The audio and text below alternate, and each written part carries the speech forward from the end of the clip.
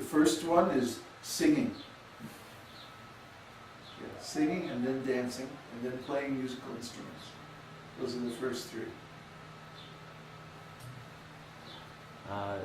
From Peter, Dear Baba, please accept my humble obeisances. Could you give another example of Kṛṣṇa speaking, quote, funny words so that we can better understand the mood? Oh, I would have to read it. I wouldn't try to improvise, or recite something like that. But if you want, you can look up on the internet this Vedānta-Madhava.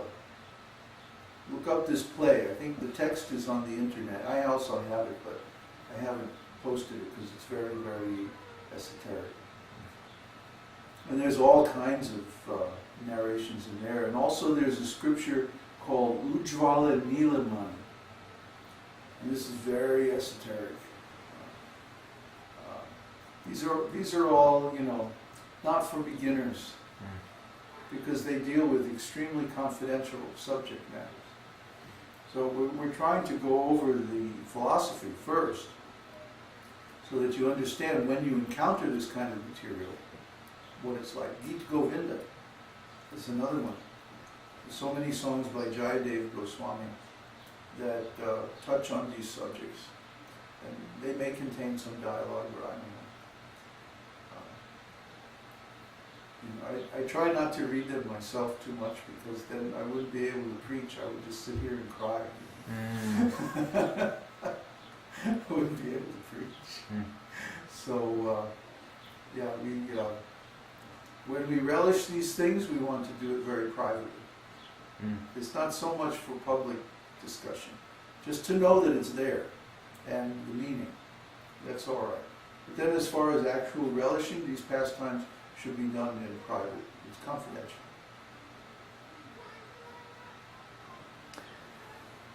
From Insi, my question is, from the qualities of persons who are desirous of becoming great personalities, conversation between deity of earth and Yamaja.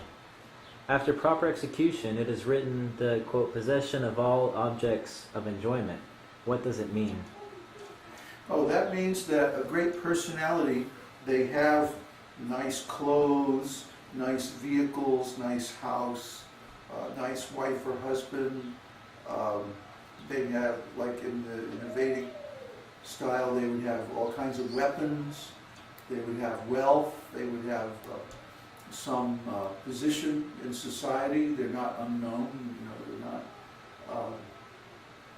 just beggars or something like that, but they have a very nice position.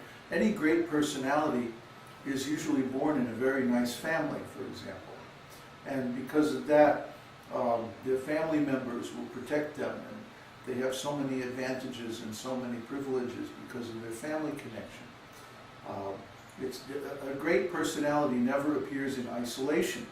Usually their servants or their devotees or their family members surround them, or they may be a king. There are many, many great kings described in the Vedas, and they had their own guards and their own troops, and so much wealth and so many things like that. Just like Srila Prabhupada. Srila Prabhupada, he had all these marble palaces all over the world. Everywhere that he went, he had like first-class rooms and everything very, very nice. He always wore first-class silk dhotis and very nice coat and everything. It's not because he enjoyed these things, but because as a great personality, the style is important. If I was to, show up on these broadcasts, wearing shorts and a cat hat, and with a can of beer, look, you should chant Hare Krishna. Well, what would everybody think? If I talked in my New Jersey accent, first of all, there's the proposition of the spiritual world. And then See, people wouldn't accept it. So if you want to do great service, you have to adopt at least some of the qualities of a great personality. And so we have very nice computers, very nice camera, very nice prasadam, as much as possible. But as far as is appropriate, you see, I know of devotees. There's one devotee who I personally know who spends over $1 million a year on travel alone. Why doesn't he just set up a rig like this and broadcast on the internet? Why does he have to travel all over the world? Srila Prabhupada did that, but there was no internet then either. See, just like Srila Prabhupada, imagine if Srila Prabhupada was present today, how influential he could be. Wow, with his abilities and his potency and everything, to be on the internet. Oh man, it would be so fabulous. So instead, Srila Prabhupada had to recruit so many hundreds of devotees just to staff his book publishing and distribution efforts. He had to make such big arrangements involving lots of money and very complicated business, just to get enough people to be able to publish his translated books and get them out to the public. That was what his spiritual master had ordered him to do, and that was his first priority. Yet he had to go through so much trouble just to get some books out. Now, I just write a book up on my computer and upload it to lulu.com, and everybody in the world can buy it instantly. The writing takes longer than anything, But in Srila Prabhupada's time, you write a book, that's only the first step. Then it has to be edited, and then it has to be typeset, and then it has to be printed, and then it has to be bound, and it has to be shipped, and it has to be warehoused. Then it has to be distributed, and then somebody has to sell it. Oh man. So Prabhupada, in order to do all this, he adopted the style of a Maharaj. It's his style. It's not my style. I'm much more funky down home. But still, I try to speak with a neutral accent. Like I said earlier, I try to use basic vocabulary as far as possible. I try to present things very logically and nicely, and so that people can understand. That way they'll be benefited.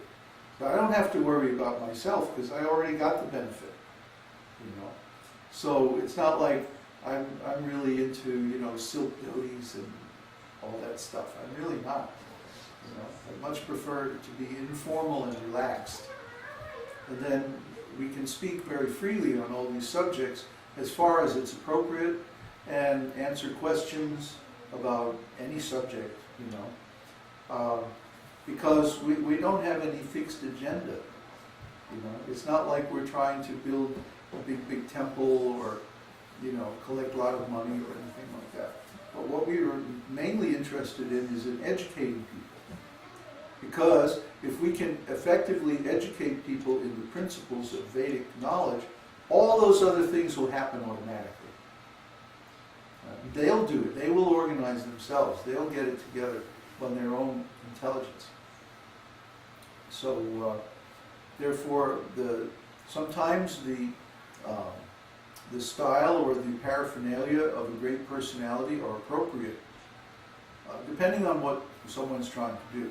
Like when I'm in India, if I'm going to see the head of some college, yeah, I'm going to dress up, get nice new clothes and everything, first class. But if I'm going to some little village out in the backwoods of the hills of Kerala or someplace, no, I'm just going to wear old pants and a t-shirt and, go down to the river, put on a gamcha, Yeah. That's how you meet people in a place like that. You know, so it depends on the situation, what's appropriate. But in general, we find that great personalities, especially the Vedic personalities, they have everything, and they engage in Krishna's service. That's the conclusion. Question from Don. Dear Babaji, please accept my humble obeisances. How much do you think a person will need to be able to come and live in India? How much what? Money. Money? Doesn't say, but I'm assuming so. Well, it depends on how you live. If you're just living a very simple